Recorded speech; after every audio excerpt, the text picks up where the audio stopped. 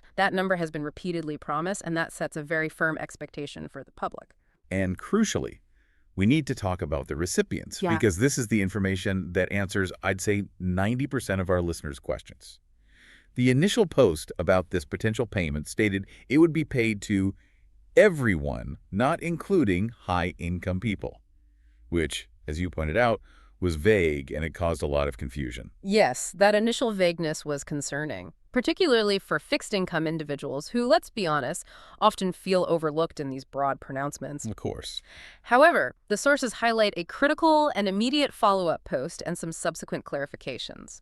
The political figures specifically doubled down on the promise by stating that the payments would be made to low- and middle-income USA citizens. Low and middle-income USA citizens. That is the operative phrase. That changes everything. That is a massive direct answer to the concerns we hear from fixed-income and low-income viewers.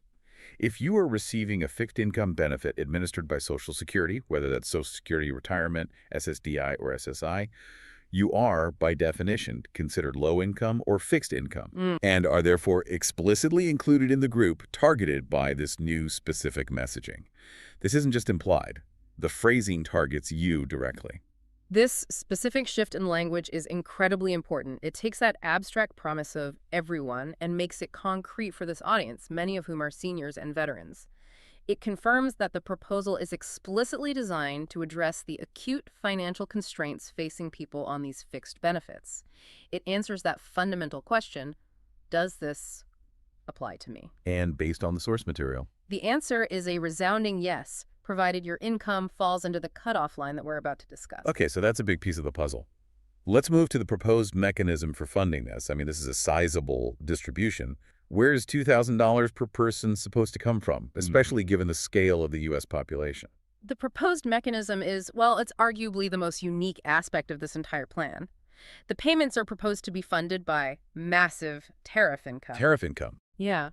And just to clarify for our listeners, a tariff is a tax levied on imported goods and services. So when a product, say an appliance, a vehicle part, or certain raw materials comes into the United States from another country, the U.S. government collects a percentage or a fixed fee on that import. That's the basic definition. But this is a deep dive, so let's go a little deeper. When the government levies a tariff, who actually pays that money? Is it the foreign manufacturer, or does it eventually fall to the American consumer? That is the central ongoing debate around tariffs, and it's really important context for understanding the viability of this dividend.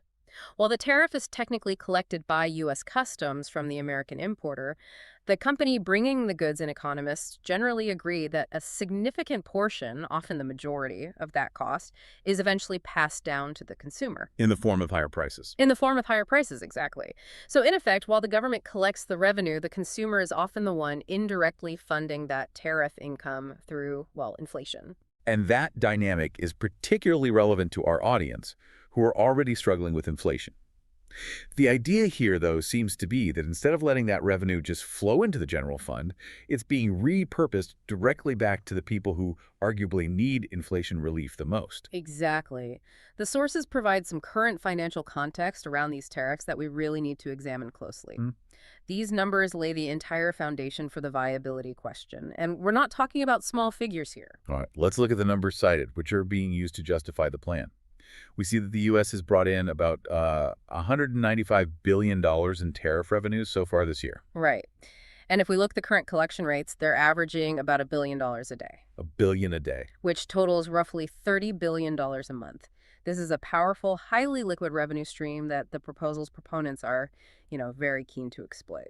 So based on those current rates, the analysis referenced in the sources projects that the U.S. is on track to bring in about $350 billion over a 12-month period. That's the annual projection. That is a substantial sum of money, and the proponents are making the case that this dedicated revenue stream is sufficient to cover these dividend payments. Furthermore, and this is crucial when we discuss the financing logistics later, you have to look at the long-term projection. This revenue stream is forecasted to bring in approximately $3 trillion over the next 10 years. $3 trillion. Over a decade, assuming the current tariff levels remain in place. So these three numbers, the $195 billion already collected, the $350 billion projected annually, and the $3 trillion over 10 years, These are the pillars upon which the architects of the plan are relying to justify the whole distribution structure. That gives us the source of the money. Now let's move to the next critical question, which ties directly back to our audience. How exactly is low and middle income defined? For those on fixed income, this is the central metric that determines eligibility, and we really need clarity on where that line is drawn. Well, if we connect this to the bigger picture, government entities have a pretty consistent history in how they distribute broad-based stimulus or rebate payments. The main factor they use is income level. Usually it's your adjusted gross income, or AGI. Right. And what's crucial here is that the sources reiterate that the proposal did not mention specific programs, like whether you file tax returns or claim Social Security or disability status, only the general level of income. This directly addresses a major concern from our listeners. Many people, especially those receiving supplemental security income, SSI, or those who rely solely on minimal Social Security retirement benefits. They often don't file traditional tax returns because their income falls below the mandatory filing threshold. They were asking, do I need to start filing taxes to get this money? And based purely on the source's focus on low income, the answer is likely no. You would not necessarily need to file if you typically don't. The payment hinges on falling under the determined income cutoff, not on your tax filing status or the specific federal program providing your benefits. So it's about the income level itself. Exactly. If your total annual income from all sources, including your benefits, falls below that specified income line, the proposal intends for you to be included. That is a point of significant relief for many who fear, complex bureaucratic hurdles. The key is just demonstrating that low income status. Precisely. And we see historical precedent for this. During past stimulus rounds, the IRS used data it already had on file from the Social Security Administration or the Veterans Administration to automatically send payments to non-filers who were confirmed recipients of fixed benefit. So they have the data. They have the data. The income level is the determinant, and the benefit status is often just the means of identification. Now here's the sticky point. Yeah. We do not have an exact hard and fast dollar amount that defines high income or the phase-out range. Right. There's a missing line in the sand that dictates who gets the full $2,000 payment and who is excluded completely. Precisely. And in the absence of an official legislative text or any regulatory guidance, we are left to rely on speculation. But it's speculation based on the most reliable historical data, past government stimulus actions. Historically, the intent of a broad-based stimulus is to reach the vast majority of American households while excluding the wealthiest segment, usually the top 5 to 10%.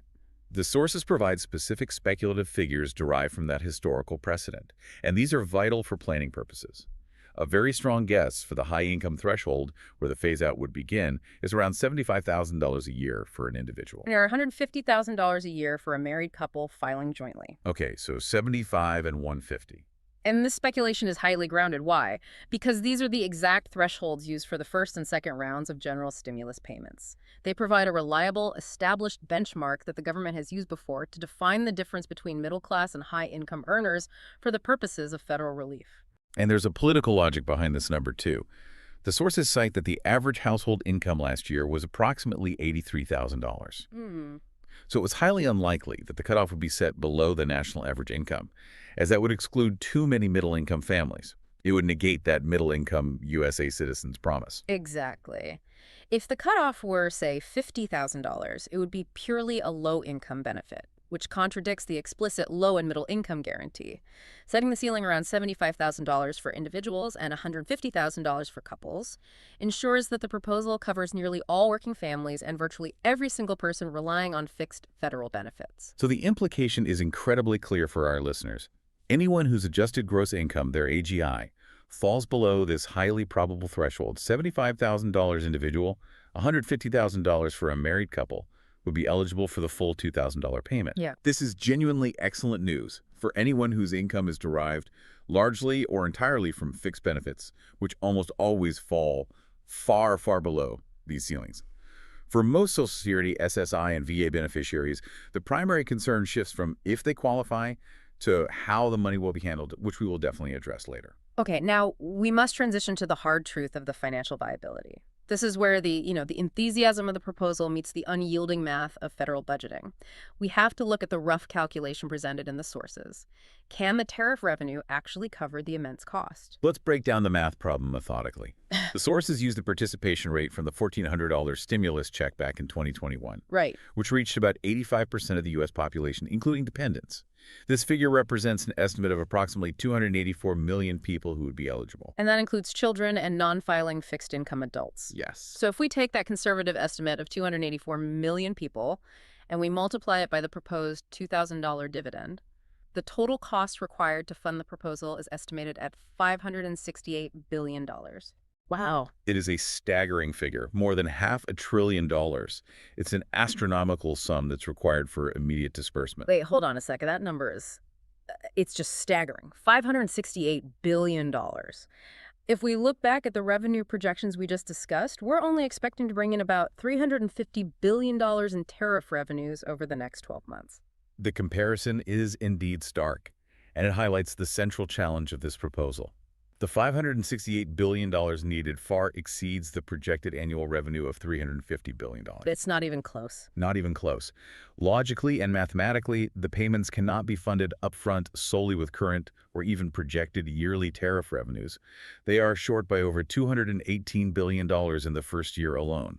And even if the government were to implement a much stricter income cutoff, say aiming for only the truly low-income population, and they managed to cut the total cost down significantly, maybe to $400 billion. They're still short. They are still short by $50 billion of their annual revenue goal. This raises a fundamental question. If they don't have the money in hand from tariffs today, how on earth do they send out $2,000 checks tomorrow? And here's where it gets really interesting. This is the financial maneuver that defines the viability of the proposal. This explains why the proponents consistently mention the $3 trillion in tariff revenues projected over the next 10 years. Ah, okay. That 10-year figure is the key to the execution strategy because it represents the only way the math can possibly work.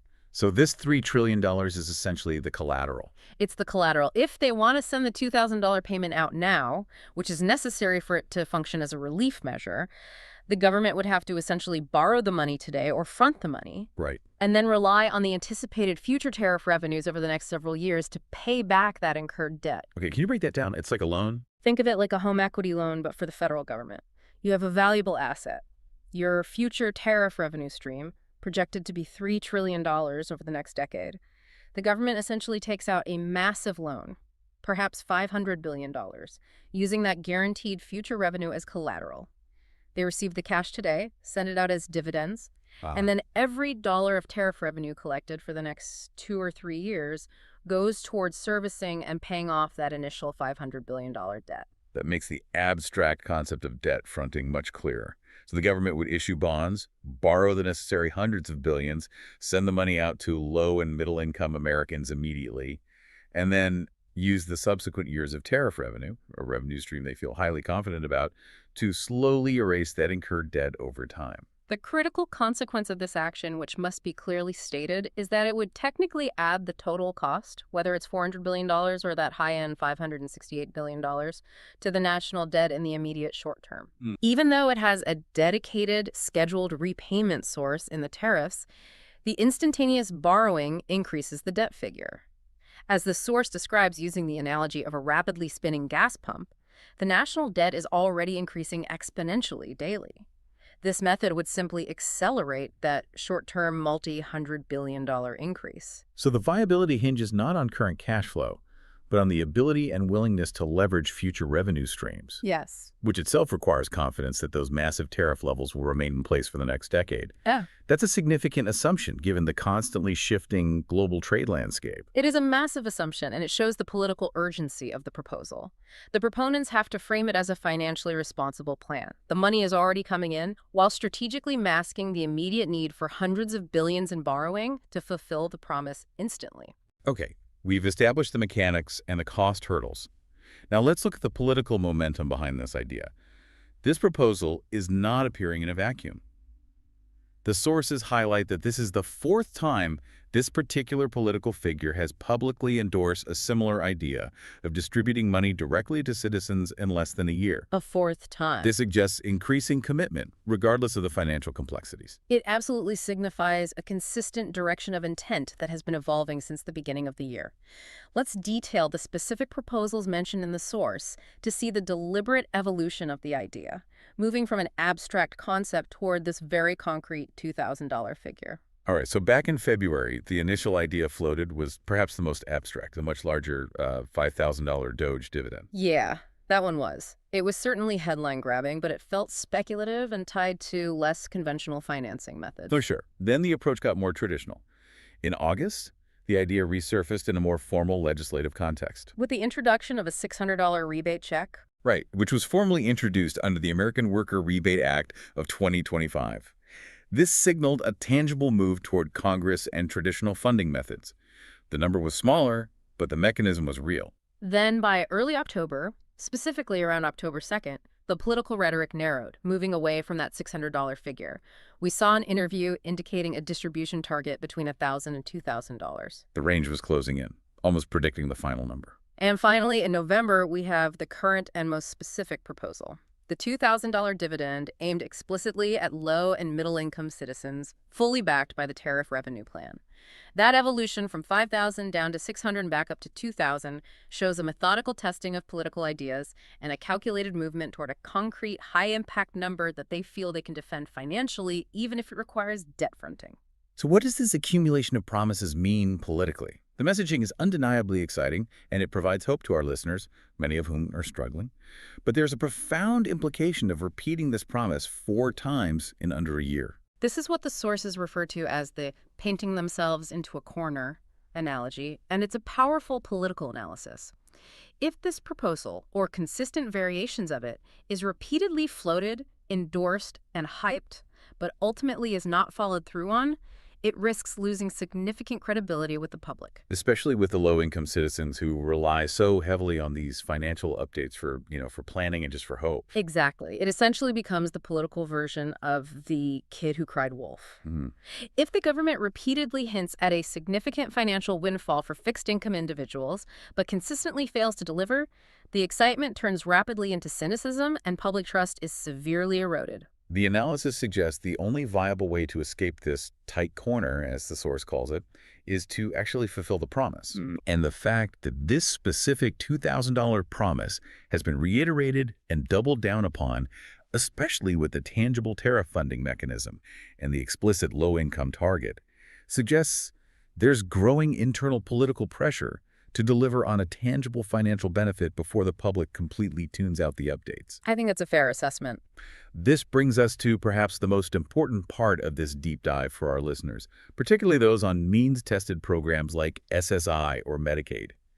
We must dedicate significant time to the critical missing details and the essential financial protections, addressing the unavoidable what-ifs that accompany any massive payment to low-income Americans. Yes.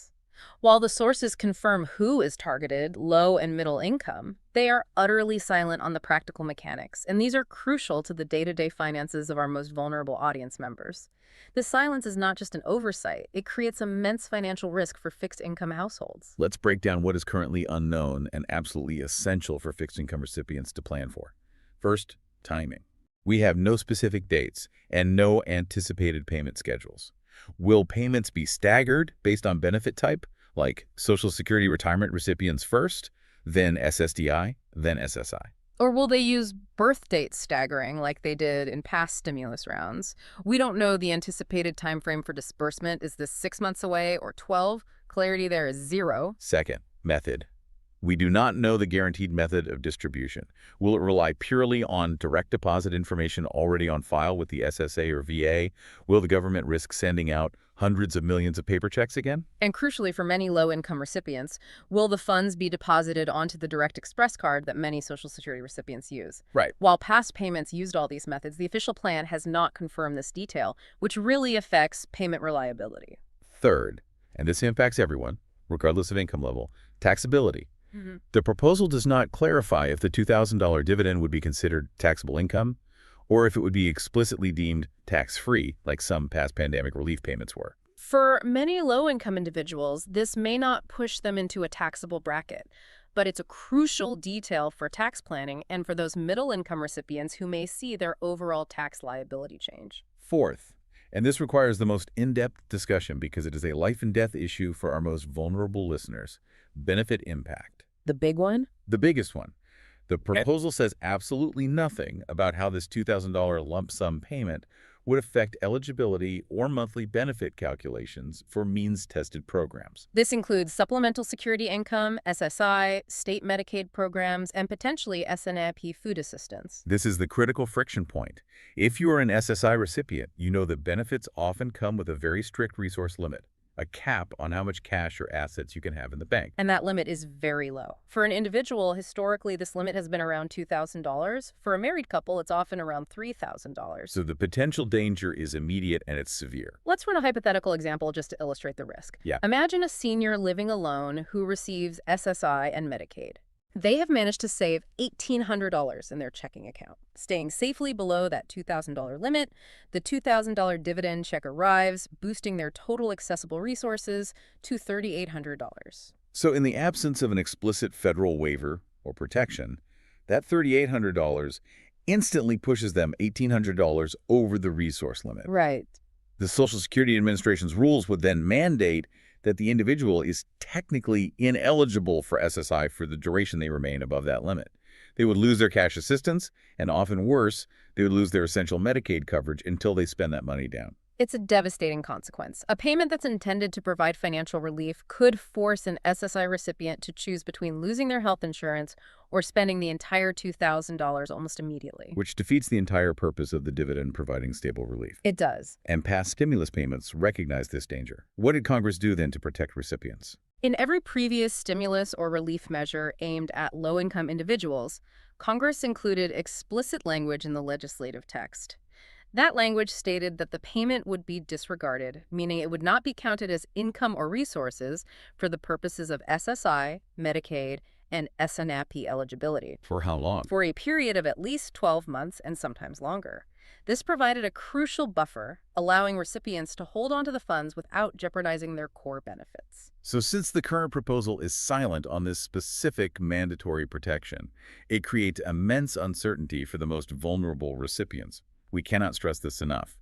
Any financial relief measure aimed at low-income Americans must include explicit language waiving these resource limits, or it risks causing profound harm to the very people it is trying to help. This is the detail that listeners need to pressure their representatives to clarify immediately. Absolutely. Now, shifting gears slightly, but this is equally important. Since this is a highly publicized future potential payment, it immediately raises the risk of financial scams and fraud targeting this vulnerable population. Oh, absolutely. Scammers are already preparing to exploit the hope and confusion surrounding this $2,000 check. The risk is immediate and serious.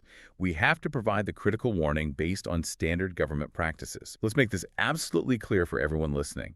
Neither the SSA, the VA, the IRS, nor any official agency will ever call, text, or email you asking you to pay money, confirm your personal banking information, or purchase gift cards in order to receive this $2,000 payment.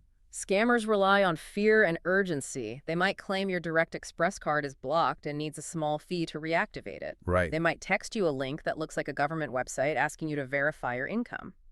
These are sophisticated attempts to steal your identity and your money.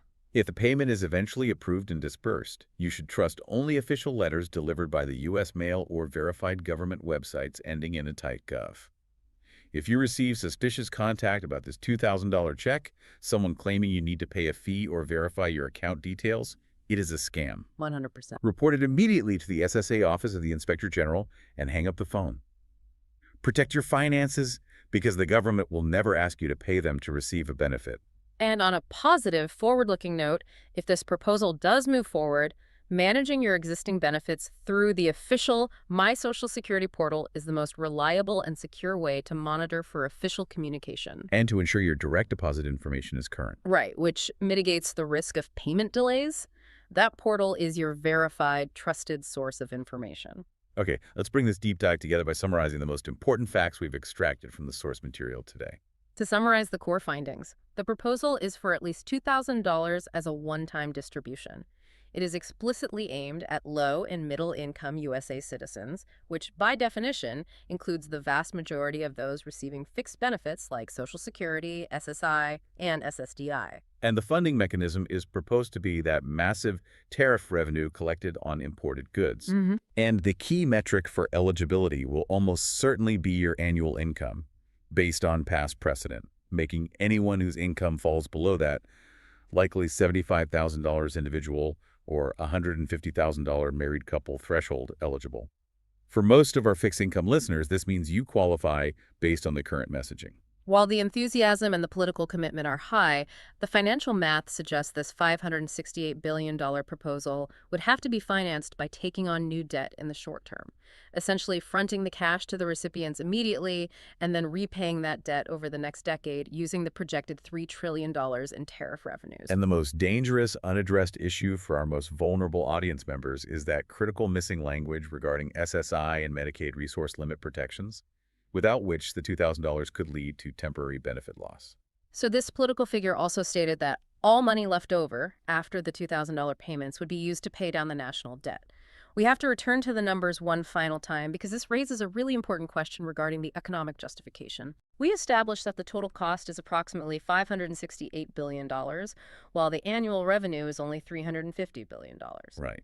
Given that massive $218 billion financial gap between the annual collection and the required payout, the claim that there will be leftover money for debt repayment is, well, it's highly problematic. It just doesn't add up. What level of income threshold would they need to set? What cutoff line to realistically generate a substantial amount of leftover money for debt repayment after sending out a $2,000 payment to hundreds of millions of Americans?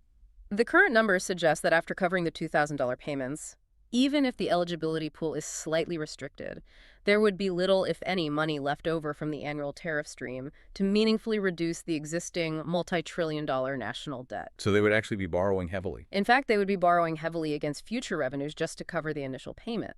This is the economic reasoning that fundamentally challenges the secondary claim of the proposal, that it serves as both immediate stimulus and a method to reduce the national debt. It's the complex, sometimes contradictory aspect of the plan that we must continue to watch closely as the political figure attempts to square the financial circle of debt repayment and massive immediate dividends. We hope this deep dive brought you the critical clarity you needed and, maybe reduce the overwhelm of information overload regarding the significant financial possibility.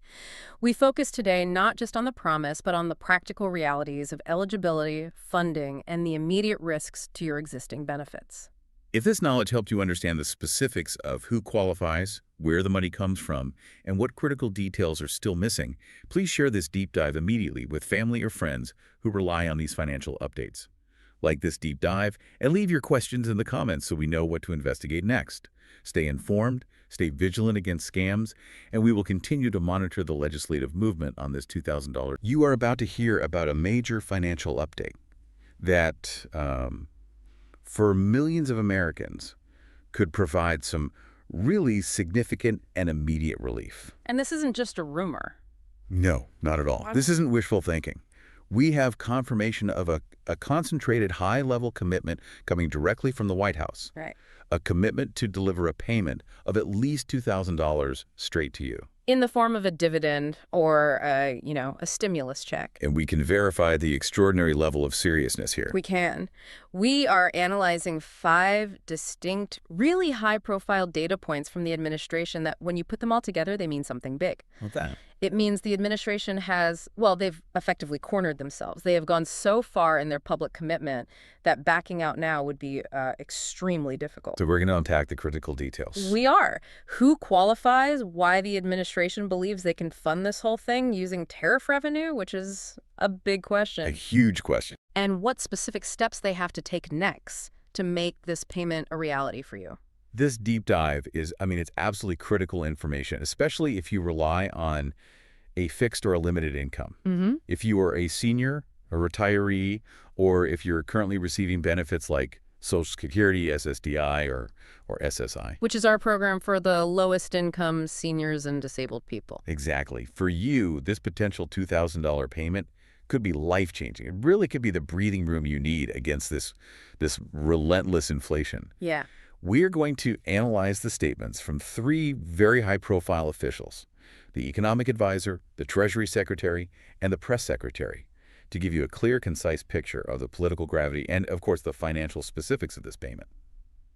Okay, let's unpack this. Our deep dive today is into a potential financial dividend of $2,000 or more, At least 2,000. announced by the president, and it has received immediate, high-level, and frankly, highly unusual support from across the administration's top ranks. Right. For you, the learner, who needs quick, reliable, actionable financial knowledge, our mission is very clear. We need to verify the depth of this commitment and distill these early, crucial details about who qualifies and how this payment is being funded. And we really need to address the controversial use of tariff revenue. We do. What's fascinating here is not just the dollar amount, it's the level of kind of synchronized administrative buy-in. What do you mean by that? Well, when you have the economic advisor, the Treasury Secretary, and the press secretary all speaking in unison right away, backing the president's public posts. It's not just a coincidence. No, it transforms a political idea into an official administrative challenge.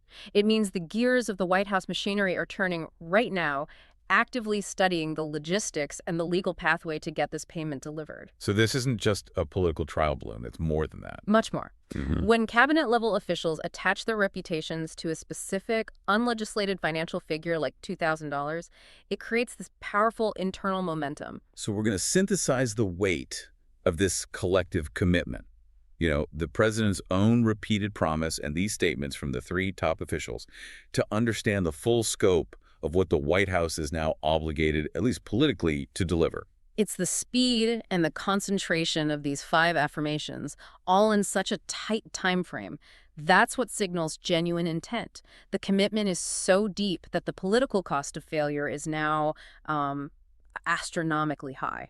And that creates a sort of self-imposed deadline, an urgency. Exactly, an urgency that makes this proposal stand out from others we've tracked in the past. Okay, let's start with the announcement itself, the anchor point for this whole policy discussion. The core claim. It came directly from the president, the distribution of at least $2,000 in the form of a dividend. And the repetition is key here. He didn't just float the idea once. No. The source material shows a second immediate post doubling down on that $2,000 minimum payment. And what does that tell you?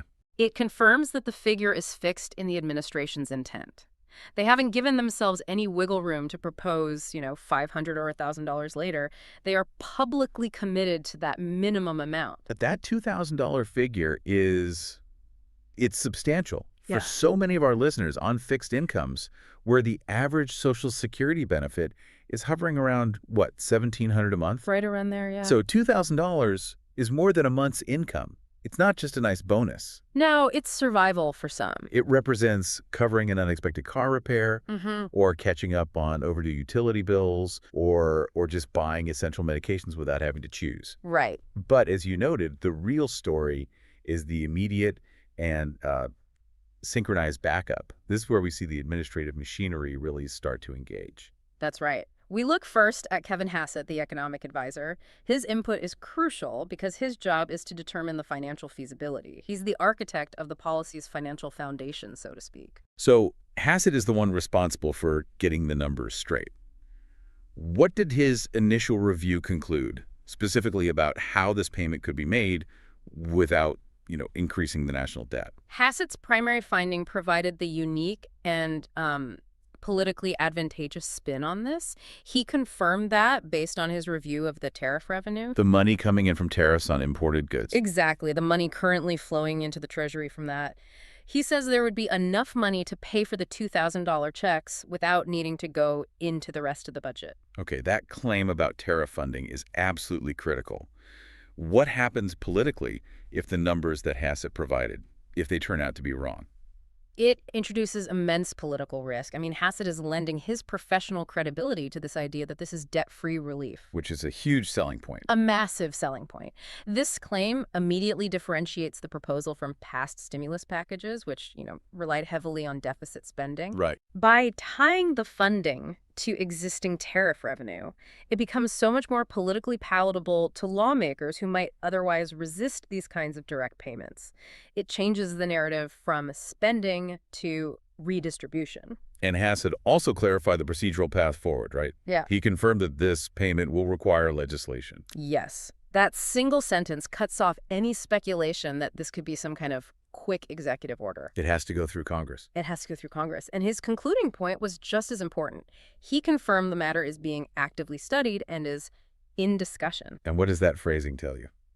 It tells us the administration is already in the detailed drafting phase. They're figuring out the specific protective language and the implementation rules. They're not just talking about it anymore. So we have the economic architect confirming the mechanism and the need for congressional approval. Who is next to affirm the commitment? We moved immediately to Scott Besson, the Treasury Secretary. His involvement is essential because the Treasury is, well, it's the massive distribution system for all federal payments. So if the Treasury Secretary is involved, They are past the idea phase and deep into the how do we move the money phase. the Treasury Secretary's commitment is really the functional confirmation of financial backing. What was his specific pledge? His statement was very, very clear. The White House is committed to making that happen and is currently exploring all legal options to get that done. That phrase, exploring all legal options, what does that signal in administrative language? It's code for we're determining the exact legal vehicle, the specific sections of the tax code or existing legislation we need to amend, and all the regulatory steps necessary to initiate the distribution. It confirms that active logistical work is underway. Okay, and rounding out this trio, we heard from Caroline Levitt, the press secretary, who handles the public communication strategy. Right. And her role was to consolidate the messaging and project that unified commitment. She confirmed the president made it clear he wants to make it happen. And then she reiterated that the team of economic advisors is actively investigating the pathway. But she also added a note of caution. She did. She provided the necessary caution. Ah, They do not yet have a specific timeline or any of the granular details on distribution, which is, perfectly expected since the proposal has not yet cleared that legislative hurdle. let's just reflect on the weight of this for a second, this convergence. We have the president setting the amount, At least 2,000. the economic advisor establishing the source of the money and the legal necessity, The Treasury Secretary confirming the commitment to actually distribute it. and the press secretary maintaining that public momentum. It's a full-court press. It is. The source material is very clear. This level of commitment is rare, and it effectively paints the administration into that very tight corner we talked about. They've created a massive public expectation. Huge, especially among their core constituencies, seniors, low-income families, disabled voters. If they fail to deliver on a $2,000 payment they have now confirmed 5 separate times, the political fallout would be immense. And that self-inflicted pressure is the strongest momentum driver pushing this proposal toward Congress. Absolutely. That pressure gauge is what assures us that this is a serious priority, not just some fleeting idea. The administration is now highly motivated to find the congressional votes needed to turn Hassett's calculation into a signed law. Right. The commitment itself has become the policy's engine. It has. We've established the urgency and the amount. So now let's pivot to the 2 most critical practical questions for you, the listener. Okay. Who exactly is getting this money, and how deep is the rabbit hole of this whole tariff funding mechanism? Let's focus intensely on eligibility. This is probably the most vital information for our listener community of retirees and, low-income individuals. It is, and the administration seems to have defined the target demographic relatively clearly right from the beginning. The president's initial statement gave us that broad, encouraging framework. The dividend would go to everybody except high-income people. Which sounds great. It sounds great, but when we talk about federal relief, the definition of high income can be, well, a little tricky. Did the economic advisor, Hassett, offer a more concrete preliminary threshold? He did, and this is a crucial figure for you to keep in mind for planning. Hassett stated that the $2,000 rebate would be aimed at families making less than, say, $100,000. $100,000. That is an extremely high ceiling for an exclusion threshold, It is. especially when we consider that many of our listeners are individuals, not families. Let's discuss the profound implication of that number for our core audience, people on Social Security, SSDI, SSI, and low-income VA recipients. This proposed income ceiling is a very strong signal that the primary beneficiaries are those living on fixed or limited incomes. For perspective, the vast majority of Social Security recipients and virtually all SSDI and SSI beneficiaries fall well below that $100,000 family threshold. So this suggests the rules will be structured to include them. It strongly suggests that the rules will be structured to include those who need the relief most, the individuals currently struggling to keep pace with inflation on fixed budgets. It provides significant reassurance that this demographic is the explicit focus here. It does. While the final rules have to be set by Congress, establishing that preliminary income bar at $100,000 means the administration is explicitly advocating for the inclusion of anyone receiving federal benefits designed for the disabled, the elderly, or the low income. And this targeting connects right back to the nature of the payment. How so? Because it's framed as a dividend or a rebate tied to tariff revenue, it's being positioned as returning money to the consumer class, the very families who bear the cost of tariffs that get passed on by importers. That's a clever political framing. It is. It allows them to justify delivering the payment only to low and middle income Americans. This brings us directly to the proposed method of funding. Let's spend some real time on this tariff funding concept, because this is the most complex and, frankly, the most questioned part of this entire proposal. It absolutely is. Explain again how the administration claims this works, using tariff revenue instead of, dipping into the federal budget. Okay, so the premise is that the U.S. government is currently collecting significant revenue from these tariffs imposed on imported goods. Hassett is asserting that this specific revenue stream, this existing pool of money, is sufficient to cover the total cost of the $2,000 checks. Without requiring new debt. Without requiring new debt or diverting funds from other established programs like defense or education or healthcare. That is a massive financial claim. And the source material noted there's significant external calculation skepticism. Why are other financial experts questioning Hassett's numbers? We can give you the full picture of this conflict. We absolutely do. The skepticism comes up for a few reasons. First, tariff revenue fluctuates. It fluctuates wildly based on international trade volume and political relationships. That's not stable. It's a very unstable source for a massive, guaranteed nationwide payment. Second, and this is probably the most important point, the revenue generated by tariffs isn't typically just sitting in a general account waiting to be distributed. Much of that money is already earmarked by Congress for specific trust funds or programs. Earmarked for what, for example? For instance, customs duties often feed general treasury accounts, or they're used to enforce trade laws, things like that. So even if the revenue exists, if it's legally earmarked for something else, the administration can't just spend it on a dividend. Not without Congress specifically de-earmarking it first.